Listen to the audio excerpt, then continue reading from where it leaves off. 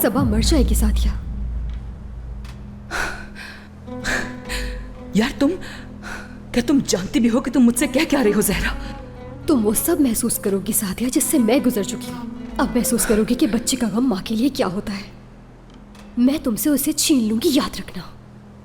तुम्हें तो वाकई किसी मेंटल हॉस्पिटल में होना चाहिए।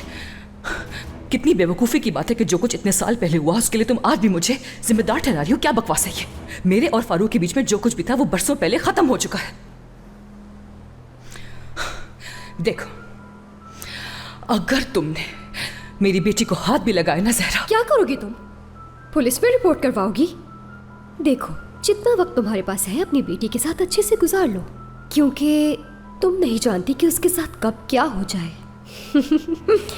तुम जानती हो अगर तुम्हारी बेटी को मैं पुलिस के सामने भी मार दूं तब भी वो मेरा कुछ नहीं बिगाड़ सकती।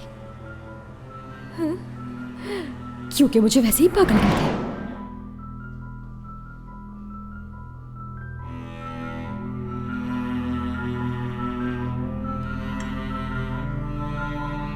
सादिया, जी कहिए अम्मी जान। क्या हुआ है तुम्हें?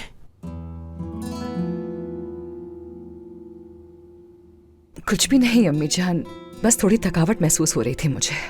अगर आप लोग बुरा ना माने तो मैं अपने रूम में जाकर रेस्ट करना चाहती हूँ।